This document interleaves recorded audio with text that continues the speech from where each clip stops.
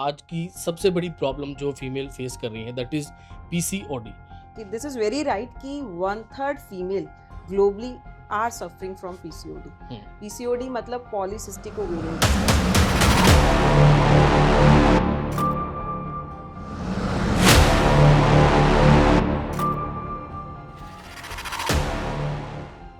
शायद smoking and drinking. That is for या female also but mainly in males, because males में जो sperm की क्वालिटी है एज वेल एज क्वांटिटी सबसे ज्यादा इफेक्ट स्मोकिंग करती है। स्मोकिंग एंड सेकंड जो आजकल लोग जम करते हैं।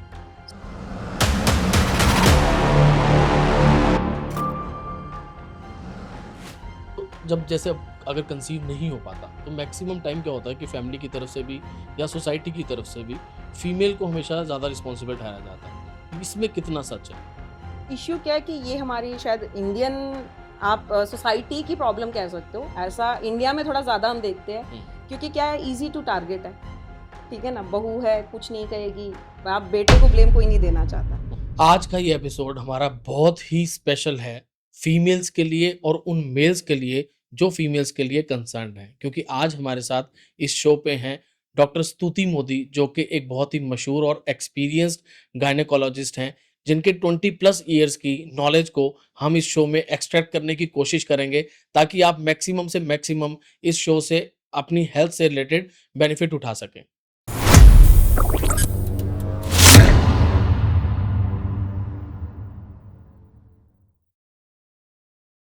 तो स्तुति मैम, स्टार्ट करते हैं। आज की सबसे बड़ी प्रॉब्लम जो फीमेल फेस कर रही है दैट इज पीसीओडी। अब आई हैव हर्ड कि मेरे ख्याल से ग्लोबली 5 में से 2 फीमेल्स इस प्रॉब्लम से सफ़र कर रही हैं। 50% ऑफ ओपीडीज इसी पेशेंट से ऑक्यूपाइड हैं। तो क्या रीज़न है इसका और ये क्यों चीज़ें फेस करने को आ रही हैं सामने? जैसे कि आपने कहा कि दिस इज वेरी राइट कि 1/3 female globally are suffering from PCOD. PCOD मतलब पॉलीसिस्टिक ओवेरियन डिजीज। जी।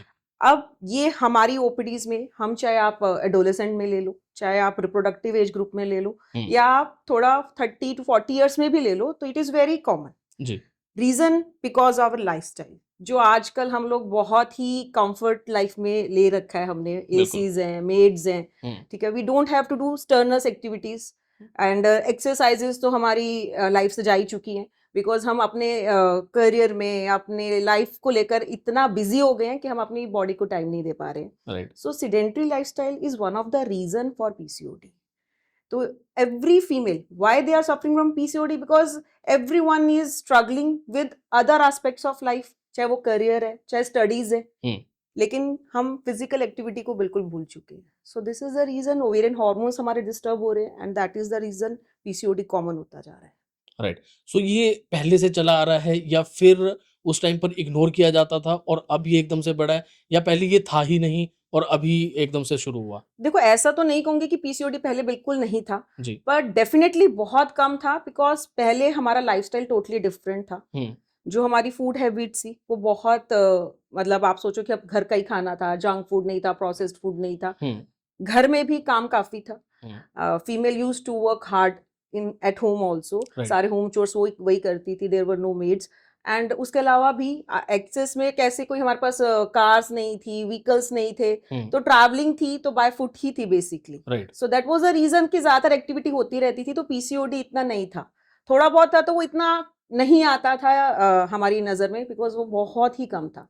अब ज्यादा हो गया because of all the other factors. तो फिजिकल एक्टिविटी मतलब इज द सबसे मेन ज्यादा रीजन। मेन रीजन एग्जैक्टली है एग्जैक्टली इस चीज के होने एग्जैक्टली। का। तो पीसीओडी एंड पीसीओएस, इन दोनों में क्या डिफरेंस है? PCOD is polycystic ovarian disease जी। and PCOS is polycystic ovarian syndrome. Okay. अब ऐसे आप नाम से ही जज कर सकते हैं। सिंड्रोम बड़ी प्रॉब्लम है, डिजीज क्योरेबल है। राइट। तो पीसीओडी में बेसिकली क्या होता है, दोनों में हमारे ओवरीज में डिसफंक्शन होता है, दोनों में हमारे ओवरीज में छोटे छोटे सिस्ट बन जाते हैं, दोनों में प्रॉब्लम ओवुलेशन से रिलेटेड है। लेकिन जो पीसीओएस है उसमें हमारी बॉडी मेटाबॉलिज्म पे भी इफेक्ट आता है, तो that is more of a metabolic disorder. उसमें जो हमारी बॉडी है उसमें जो टेस्टोस्टेरोन है वो इंक्रीज हो जाता है, that is a male hormone. And estrogen, definitely हमारी ईस्ट्रोजन की ईस्ट्रोजन इंक्रीज हो जाता है, पर उसके साथ साथ उसमें हमारे टाइप 2 डायबिटीज होने के चांसेस होते हैं, बिकॉज हमारा इंसुलिन रेजिस्टेंस इंक्रीज हो जाता है। राइट। जो पीसीओएस के पेशेंट्स हैं उनमें हार्ट स्ट्रोक का भी रिस्क इंक्रीज हो जाता है। और बिकॉज ओवुलेशन नहीं हो रही होती तो ग्रेजुअली व्हाट हैपेंस कि जो यूट्रस की लाइनिंग है वो थिक होती जाती है, तो they are prone to endometrial cancer also. So PCOS एक बड़ी प्रॉब्लम है। एंड पीसीओडी उसमें मेनली हमारा जो प्रॉब्लम रहता है वो एंड्रोजन्स का ही रहता है, इंक्रीज एंड्रोजन्स, जिसकी वजह से मेन जो हमें प्रॉब्लम आती है जो मेंस्ट्रुअल इरेगुलरिटीज है और ज्यादातर इनफर्टिलिटी। ओके। तो इसलिए हम ये कह सकते पीसीओडी इज ट्रीटेबल बिकॉज उसमें हमारा जो लाइफस्टाइल अगर हम मॉडिफिकेशन करते हैं, एक्सरसाइज करते हैं, तो पीसीओडी क्योर हो सकता है। लेकिन जो पीसीओएस है that needs holistic approach. Okay. So ये परमानेंट लाइफ लॉन्ग कंडीशन है या फिर क्योरेबल है दोनों चीजें? देखो अभी मैं जैसे बोला पीसीओडी एज सच अगर हम बात करें, आप अल्ट्रासाउंड्स कराते हैं, जो PCOD will be there but the problems which are happening because of PCOD वो सेटल होनी शुरू हो जाती है अगर हम अपना लाइफस्टाइल मॉडिफाई करते हैं। तो क्या हैबिट्स हमें अडॉप्ट करनी चाहिए या क्या मेजर्स लेने चाहिए कि अगर ये इम्बैलेंस क्रिएट हो चुका है तो उसको रिकवर किया जा सके या फिर ये इम्बैलेंस क्रिएट ही ना हो? उसके लिए मेजरली तो हमारा डाइट मॉडिफिकेशन है। एक्चुअली हमारी डाइट में आजकल फैट एंड कार्ब्स बहुत है बिकॉज ऑफ प्रोसेस्ड फूड। तो उसके लिए आपको अपनी डाइट में फर्स्ट तो प्रोटीन्स को ज़्यादा अहमियत देनी है। प्रोटीन्स हमारी डाइट में ज़्यादा होने चाहिए, फैट्स और कार्ब्स कम होने चाहिए और प्रोसेस्ड फूड और जंक फूड कम होना चाहिए। Second is always physical activity. आपको एक्सरसाइज, आपकी बॉडी को इतनी ज़रूरत है पीसीओडी को क्योर करने के लिए कि ज़्यादातर फीमेल्स जो हम अपनी ओपीडीज में भी देखते हैं, अगर हम उन्हें बात करते हैं कि आप अपना लाइफस्टाइल चेंज करो तो वो फर्स्ट जो चीज़ चूज करते हैं dieting, which is actually bad because dieting से आपको डेफिशिएंसीज होती है तो वो और आपके सिस्टम को खराब करती है। तो इसीलिए फिजिकल एक्टिविटी का ज्यादा रोल है, उसके बाद डाइट का है and then of other medications. तो मेंस्ट्रुअल परफेक्ट मेंस्ट्रुअल साइकिल ऐसा कुछ है या ये पर्सन टू पर्सन ये वेरी करेगा? देखिए there is a definition of perfect menstruation, ऐसा नहीं है। जो साइकिल वेरिएशन है that is from 21 to 35 days, this is normal for every female. लेकिन हाँ इरेगुलर मेंस्ट्रुअल साइकिल्स होती हैं फीमेल में, उसके बहुत सारे कारण हैं। उसमें मेनली डेफिनेटली हमारी जो हमारी एबनॉर्मेलिटीज़ हैं, यूट्राइन एबनॉर्मेलिटीज़ हो गई, या फिर हमारे हार्मोनल डिसइम्बैलेंस हो गया जैसे पीसीओडी हो गया, या फिर हमारे को कोई मेडिकल डिसऑर्डर है जैसे कि थायराइड है तो उसमें भी हमारी मेंस्ट्रुअल इरेगुलरिटीज होगी, या फिर स्ट्रेस है, that is also one of the reason for menstrual irregularities. And there are so many other factors which are causing menstrual irregularities. अब इरेगुलरिटीज हम किसको कहते हैं? अब हमने जैसे बोला कि जो वेरिएशन है that is from 21 to 35 days. So if your cycle is happening within less than 21 days and more than 35 days, this is a regular cycle. Okay. And अगर आपको in between two cycles you are bleeding, that is also menstrual irregularity. अगर आपको after sex या after menopause आपको bleeding हो रही है तो that is also irregular menstrual cycle. And there is abnormal vaginal discharge with pain, this is also one of the reason of menstrual irregularities. तो इसमें हमारी एबनॉर्मेलिटीज खाली मेडिकल नहीं है। अगर आपके ओवरीज में सिस्ट है जैसे एंडोमेट्रियोसिस है या फिर फाइब्रॉइड्स है, they are also causing these irregularities. तो you have to evaluate yourself basically why this is happening. तो कैसे इंप्रूव किया जाए डाइट एंड फिजिकल एक्टिविटी?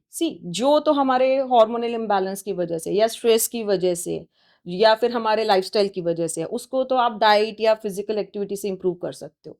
लेकिन जहाँ पे रीजन हमारा पैथोलॉजिकल है, जैसे हम कह रहे हैं सिस्ट है ओवरीज में या फाइब्रॉइड्स है या मेडिकल डिसऑर्डर है, तो उसके लिए you have to take help of your doctor. ठीक है। सो अभी तक जो हमने डिस्कशन करी, अब हम आते हैं मेजर प्रॉब्लम के ऊपर जो एक कपल एक मैरिड लाइफ में हमेशा देखने को मिल रही है आज, स्पेशली आज की डेट में, और स्पेशली अगर हम कॉर्पोरेट्स की बात करें तो वहाँ पर मैक्सिमम इस चीज़ को देखा जा रहा है, दैट इज इनफर्टिलिटी। इसका मेजर रीजन क्या है? देखो अगर आप बात करो जैसे कॉर्पोरेट्स में आपने बोला कि इनफर्टिलिटी ज़्यादा है, उसमें मेजर रीज़न क्या है कि जो कॉर्पोरेट फीमेल्स हैं they are pushing their pregnancies at later stage because of career. ठीक है, तो इसकी वजह से क्या हो रहा है कि जो राइट एज ऑफ प्रेगनेंसी है जहाँ you have maximum chances of getting pregnancy, वो आपके लेट हो जाता है। बिकॉज सी प्रेगनेंसी अगर आप 20 से 30 ईयर्स के बीच में कर रहे हो तो you have more than 40% chances of getting pregnant. लेकिन अगर आप मोर देन 40 ईयर्स पे प्रेगनेंसी प्लान कर रहे हो तो they are very less than 5% chance of getting pregnant. Because pregnancy का जो पैटर्न है वो आपकी एज के साथ कम होता है, बिल्कुल। इनफर्टिलिटी बढ़ती है एज के साथ। ओके। सो कॉर्पोरेट में रीजन ये आ रहा है। Second, stress. Stress is causing disturbances in your hormones, जिसकी वजह से पीसीओडी या फिर sometime pre mature ovarian failure also happens. Okay. तो दोनों ही कंडीशन में आपको प्रेगनेंसी होने में इश्यूज आएंगे। और शायद smoking and drinking. That is for या female also, but mainly in males, because males में जो स्पर्म की क्वालिटी है एज वेल एज क्वांटिटी सबसे ज्यादा इफेक्ट स्मोकिंग करती है। ओके। स्मोकिंग एंड सेकंड जो आजकल लोग जिम करते, सो एक्सेसिव जिम से क्या होता है कि हीट प्रोड्यूस होती है, that also cause mail factor infertility, उसकी वजह से भी स्पर्म काउंट पे इफेक्ट आता है। ओके। या फिर जो हैवी हम जिम प्रोटीन्स लेते हैं उसकी वजह से भी इश्यूज आते हैं। तो स्मोकिंग फीमेल्स में तो करती ही है, लेकिन मेल्स में भी इक्वली रिस्पॉन्सिबल है। तो जब जैसे अब अगर कंसीव नहीं हो पाता तो मैक्सिमम टाइम क्या होता है कि फैमिली की तरफ से भी या सोसाइटी की तरफ से भी फीमेल को हमेशा ज़्यादा रिस्पॉन्सिबल ठहराया जाता है। इसमें कितना सच है? इश्यू क्या है कि ये हमारी शायद इंडियन, आप सोसाइटी की प्रॉब्लम कह सकते हो, ऐसा इंडिया में थोड़ा ज्यादा हम देखते हैं। क्योंकि क्या है, इजी टू टारगेट है, ठीक है ना, बहू है कुछ नहीं कहेगी, आप बेटे को ब्लेम कोई नहीं देना चाहता। दिस हैपन्स, सॉरी आप मेल हो बट स्टिल दिस हैपन्स, मतलब we see all these things in our OPD. तो प्रॉब्लम फीमेल को ही ज्यादा क्यों वो लोग जिम्मेदार ठहराते हैं? देखो, प्रॉब्लम्स फीमेल में होती भी है क्योंकि PCOD and other things are very common. Male में सिर्फ ये है कि स्पर्म काउंट देखना है। तो फीमेल्स को आपको कहना, ब्लेम करना बहुत इजी हो जाता है, उनको टेस्टिंग कराना बहुत इजी है। मेल के लिए उनको है कि भाई थोड़ा अपनी लास्ट में, जब तक कि उनको लगता है कि सब कुछ रूल आउट नहीं हो गया, तब तक वो मेल को सिक्योर करते रहते हैं। जी। तो ये सिर्फ हमारी सोसाइटी के कारण है, ऐसा और जगह नहीं टेक्निकली है। मतलब ऐसा कोई रीजन ऐसा नहीं है नहीं है कि कि फीमेल्स को ही particularly- ब्लेम किया जाए, बिकॉज इक्वली दोनों रिस्पॉन्सिबल है। देखो, प्रेगनेंसी होने के लिए मेल स्पर्म और फीमेल oocyte दोनों की जरूरत है। दोनों की जरूरत है। अगर प्रॉब्लम कहीं भी है तो प्रेगनेंसी नहीं होगी। राइट। सो प्रेगनेंसी प्लान करने से पहले किन किन टेस्ट का या किन किन चीजों का ध्यान रखना चाहिए? देखो, उनमें जो मेन टेस्ट आते हैं, see we have so many STDs, so we have to rule out STDs and HIV and herpes, because these cause issue during pregnancy, rubella infections, Okay. and thalassemia also. Thalassemia is a condition where there is less formation of your iron in the body, जिसकी वजह से आपका HB हमेशा down रहता है। If both partner will be thal minor, तो एक बच्चा मेजर पैदा हो सकता है, and those kids will require blood transfusion at every month. सो इसलिए वो भी आजकल रूल आउट करना बहुत ज़रूरी है। हम अपना BP, sugar, we have to check before pre conception, as well as thyroid. Do you have any thyroid disorder? ये भी इंपॉर्टेंट है, बिकॉज थायराइड इरेगुलरिटीज भी आपके इनफर्टिलिटी को, प्रेगनेंसी में इश्यूज लाती हैं। And other deficiency like vitamin B12 और vitamin D3, these are also important things. तो अभी शादी भी काफ़ी, जैसे आपने भी कहा कि शादी काफ़ी डिले होने लग गए कॉर्पोरेट की वजह से या करियर की वजह से, तो लेट प्रेगनेंसी सिर्फ फर्टिलिटी की प्रॉब्लम क्रिएट करती है या फिर रिस्की भी रह सकता है? जैसे मैंने आपको पहले बोला कि अगर आप मोर देन 40 ईयर्स पे प्लान करते हो तो चांसेस कम हो जाते हैं, less than 5% chances of getting pregnant. तो लेट प्रेगनेंसी फर्टिलिटी में तो इशू करती है, प्रेगनेंसी के दौरान भी इशू करती है, बिकॉज क्रोमोसोमल एबनॉर्मेलिटीज, उनके चांसेस बहुत बढ़ जाते हैं if you conceive at later age. तो मेन रीजन ज्यादातर जो फर्स्ट ट्राइमेस्टर, हमारे मतलब फर्स्ट 3 मंथ्स में अबॉर्शन का होता है, दैट इज क्रोमोसोमल एबनॉर्मेलिटीज। सो इसलिए अगर आप लेट एज में कंसीव करते हो तो आपके अबॉर्शन का रिस्क बहुत बढ़ जाता है। साथ में आपको, बिकॉज एट लेटर एज आपको मेडिकल डिसऑर्डर्स होने शुरू हो जाते हैं, बीपी है, शुगर है, वो अपने आप से प्रेगनेंसी में कॉम्प्लिकेशन लाता है। So all these factors cause issue during pregnancy. तो पहले की अगर हम जनरेशन की बात करें तो 22-23 साल में मेरे हिसाब से 3, 4, 5 बच्चे हो जाते थे। आज उसके बाद फिर एक स्लोगन आया कि हम दो हमारे दो, है ना? तो अभी मुझे लगता है कि वो घट के 1 तक आ चुका है। तो क्या चीज़ बेटर थी, 5-6, 2 या 1? देखो, ये बहुत पर्सनल वो है। डेफिनेटली ज़्यादा बच्चे तो हम इंडिया में सोच ही नहीं सकते, बिकॉज पॉपुलेशन इतना, हम नंबर 1 पे आ चुके हैं। लेकिन हाँ, जो मैं अपना एक पर्सनल व्यू बताती हूँ, 2 होना हमेशा अच्छा है, बिकॉज देखिए अगर आप एक सिंगल चाइल्ड कर रहे हो तो आगे चल के अगर आप देखो तो that child will feel very lonely. They don't have any relationships, cousins नहीं। आजकल जितनी वही फैमिलीज जितनी न्यूक्लियर होती जाती है, जितने हम कम कर रहे हैं, उसकी वजह से रिलेशनशिप्स भी कम हो गए हैं, तो फिर उसकी वजह से उनको आगे चलकर एडजस्टमेंट्स में इश्यूज आते हैं, राइट। ठीक है, बिहेवियरल इश्यूज आते हैं, वो बच्चे फेस करते हैं इन चीज़ों हम्म, को। हम्म। तो एक बच्चा तो मैं नहीं कहूँगी, हाँ 2 बच्चे definitely healthy babies you should go for. अब कंसीव हो गया, राइट, सब कुछ परफेक्ट चल रहा है। कंसीव होने के बाद किन चीज़ों का ध्यान रखना चाहिए कि बच्चा जो है वो हेल्दी रहे और मदर भी हेल्दी रहे? उसमें बहुत सारे फैक्टर्स हैं। फर्स्ट तो आपके रेगुलर चेकअप्स होने चाहिए, आपके बीपी को लेकर, आपके शुगर को लेकर। ड्यूरिंग प्रेगनेंसी आपकी डाइट जो है बहुत बैलेंस्ड होनी चाहिए, बहुत हेल्दी होनी चाहिए। राइट। ऐसा कुछ नहीं है कि हमें प्रेगनेंसी है तो we can have ghee, butter in a मतलब किसी भी अमाउंट में ले सकते हैं, no it's not good. Okay. आपको आपका weight gain should be like आपका बैलेंस्ड वेट गेन होना चाहिए। It should not be excessive, abrupt gain नहीं होना चाहिए, बिकॉज उसकी वजह से आपको बीपी एंड शुगर के इश्यूज आएंगे ही आएंगे। Okay. And exercise, light exercise throughout pregnancy under your doctor's guidance and physiotherapist supervision हमेशा करनी चाहिए, बिकॉज उससे आपको इश्यूज नहीं आते ये बीपी और शुगर के, प्लस आपकी प्रेगनेंसी हेल्दी रहती है। Plus stress is also very common cause कि हम प्रेगनेंसी में इश्यूज फेस करते हैं। आजकल लोगों को साइकेट्रिक इश्यूज आ जाते हैं अब इतने स्ट्रेस की वजह से, they females go into depression because of all these things. तो इसलिए आपका मेडिटेशन ओके। करना बहुत ज़रूरी है, स्ट्रेस लेवल आपके कम रहने चाहिए, बिकॉज अगर आप ज़्यादा स्ट्रेस लेते हो तो बच्चा ऑटिस्टिक भी पैदा हो सकता है। All these things effect, okay. So ये सब चीज़ें इंपॉर्टेंट है। तो अभी आज की डेट में मैक्सिमम जो है आप पे डिलीवरीज करते हैं तो मैक्सिमम सी सेक्शन देखने को मिलता है ना, और उसके लिए ऑटोमेटिकली डॉक्टर को डॉक्टर्स ही को रिस्पॉन्सिबल दिया रिस्पॉन्सिबल ठहरा जाए, दिया या जाता है। एग्जैक्टली। तो एक्चुअल रीजंस क्या हैं और क्या मिथ है इनके पीछे, तो इसके बारे में आप क्या कहना चाहेंगे? देखिए क्या ऐसा नहीं है कि सी सेक्शंस नहीं करने चाहिए, because there are few indications जिसमें सी सेक्शन ही सेफ होता है। राइट। तो like placenta previa, placental disorders हैं, या फिर आपको बहुत हाई बीपी है जिसमें हमें फीमेल की जान भी हमारे लिए इंपॉर्टेंट है, राइट। प्लस एबनॉर्मल प्रेजेंटेशन है बेबी की, ट्रांसवर्स लाई है, देयर आर फ्यू थिंग्स जिसमें C section is important for the safety of mother as well as child.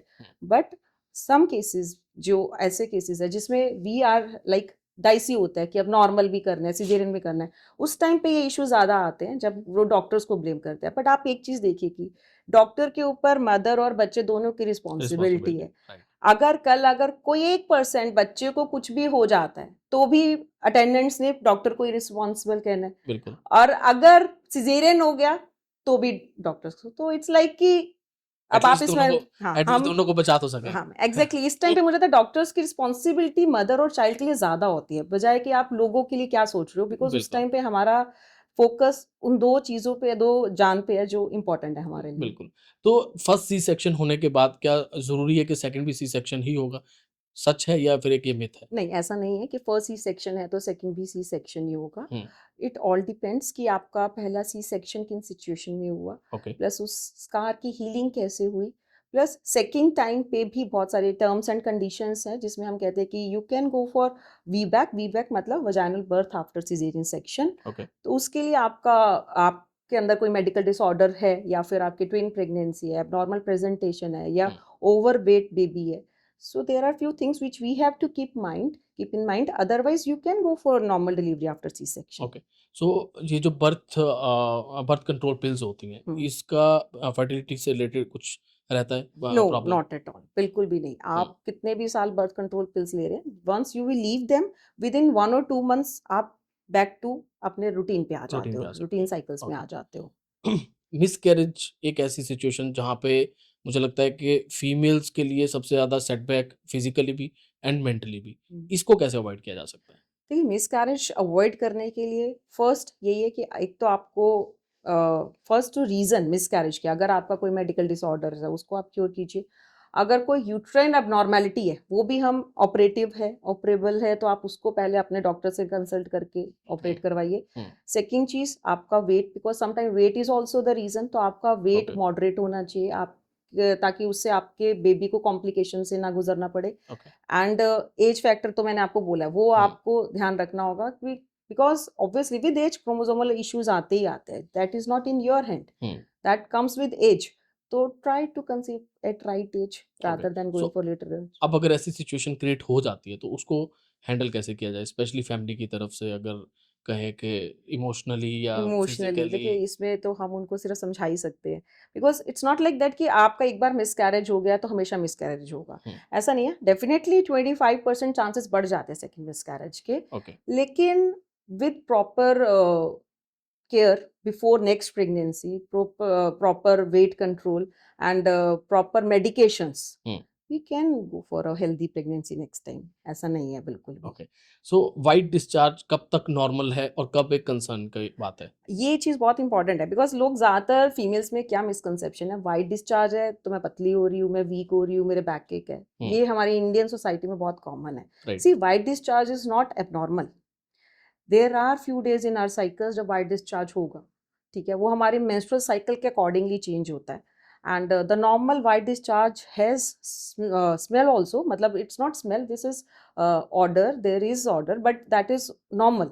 Okay. White discharge abnormal कब है? इधर it's colour change, like green discharge हो रहा है, कर्डी वाइट डिस्चार्ज हो रहा है, येलोइश डिस्चार्ज हो रहा है, या फिर उसके अंदर फाउल स्मेल आ रही है and there is any bleeding in this, so that is abnormal. Okay. तो उस केस में आपको कंसल्ट करने की जरूरत है, otherwise white discharge is quite normal thing to happen. तो कुछ होम रेमेडीज भी इस चीज के लिए की जा सकती हैं? सी, होम रेमेडीज में बेसिकली प्रोबायोटिक्स की बात है। सो हम कहते हैं कि प्रोबायोटिक्स जैसे कर्ड में होते हैं, so you can take a good amount of curd, it act as a probiotic for vaginal flora also. Okay. And बाकी आप अपना हाइजीन मेंटेन कीजिए, उसमें यही है कि डोंट यूज दोज वॉशेस, ज़्यादातर लोग वॉशेस यूज करते हैं। वॉशेस से क्या होता है, जो आपका हेल्दी बैक्टीरिया है वजाइना का वो डिस्टर्ब हो जाता है, which makes you more prone to vaginal infections. So don't use those washes. ठीक है, just keep it dry. And जो वाइपिंग भी है वो आगे से लेकर पीछे की तरफ, जो पहले भी लोग करते थे, that was a best method, because उससे आपका बैक्टीरिया जो एनस से आगे की तरफ नहीं आता, so that prevents vaginal infection. And drink lot of water. और कौन सी हाइजीन प्रैक्टिस हमें ध्यान रखनी चाहिए वेजिनल हेल्थ के लिए? मेनली जो मैंने आपको बोला, and avoid synthetic panties, okay. ठीक है, एंड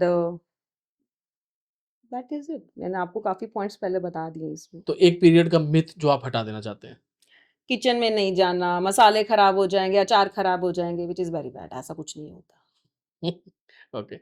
सबसे अजीब सवाल जो आज तक आपके पेशेंट ने आपसे पूछा हो? सो बहुत पूछते हैं, लेकिन एक अजीब-सा जो वो हमें बताते हैं कि मैडम मैं रसगुल्ला खा लूँ प्रेगनेंसी में, क्योंकि उससे मेरा बच्चा गोरा पैदा होगा, which is very weird, because बच्चे के गोरे काले होने का आपके रसगुल्ला खाने से तो कोई लिंक नहीं है। That is very genetic thing to happen. So period के टाइम पे प्रेगनेंसी हो सकती है या नहीं? येस, दो वेरी लेस चांसेस, बट हो सकती है। एक वुमेन्स हेल्थ टिप जो आप सबको देना चाहते हैं? Take out time for yourself, do exercise and join some sports activity. एक ऐसा फूड जो हार्मोन्स के लिए बेस्ट होता है? Nuts and seeds. एक वेलनेस हैबिट जो आपने खुद अडॉप्ट कर रखी है और आप आगे भी देना चाहते हैं कि ये हैबिट सब में होनी चाहिए? See, I'm doing exercise, I'm doing sports also, so that is keeping me fit and good. Yes, home remedies करनी चाहिए या नहीं करनी चाहिए? depends कि आप किस चीज़ के लिए कर रहे हो, और you should know the facts about those remedies.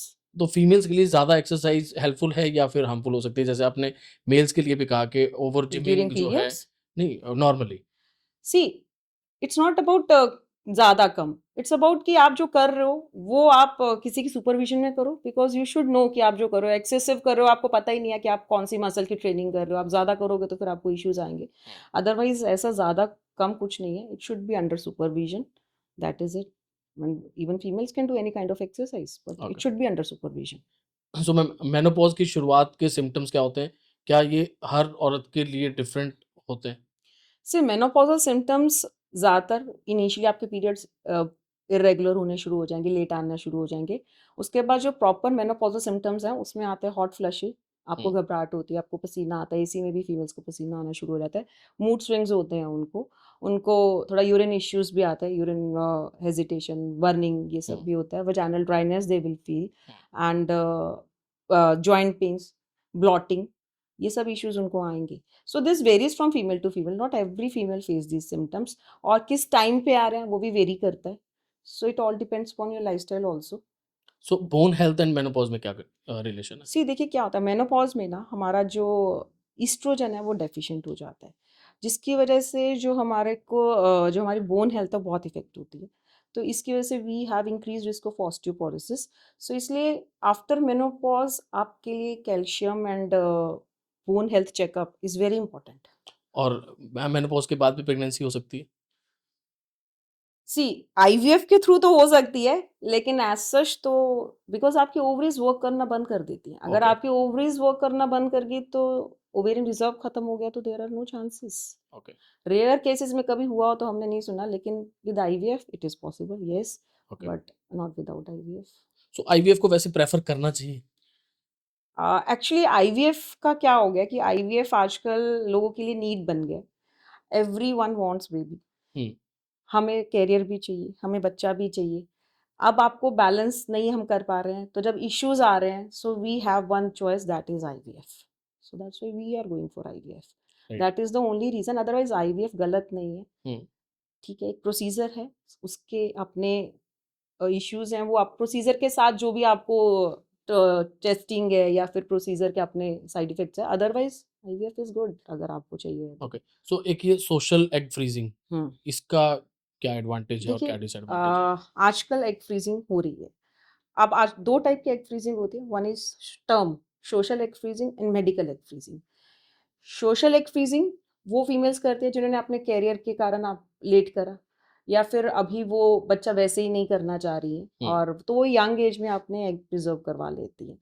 जो मेडिकल एग फ्रीजिंग है वो फीमेल्स करती हैं जिनको इधर they have cancer, they have to go for chemo radiation. Okay, तो उनको अपना ओवरीज को इस चीज़ से बचाना, अपने एग्स को इस चीज़ से बचाना, तो वो पहले से उसको प्रिजर्व करके then they go for all other therapies. Okay. So I think आजकल के टाइम में when we are facing the problem infertility, hmm, then it is good अगर आप एटलीस्ट पहले से प्रिपेयर्ड है अपने फ्यूचर के लिए। Right. So female are going for this, yes. तो दोस्तों आज हमने बहुत नॉलेज गेन करी फर्टिलिटी से रिलेटेड, प्रेगनेंसी से रिलेटेड और वुमेन हेल्थ से रिलेटेड। तो अगर आपको भी ये पॉडकास्ट अच्छा लगा तो मैक्सिमम इसको शेयर करें, और अपने अगर आपके कोई क्वेश्चंस हैं, कोई ऐसी चीज़ें हैं जो आप डिस्कस करना चाहते हैं स्तुति मोदी जी से, तो हमारे कमेंट्स में लिखें ताकि वो आपको रिप्लाई ज़रूर कर सकें।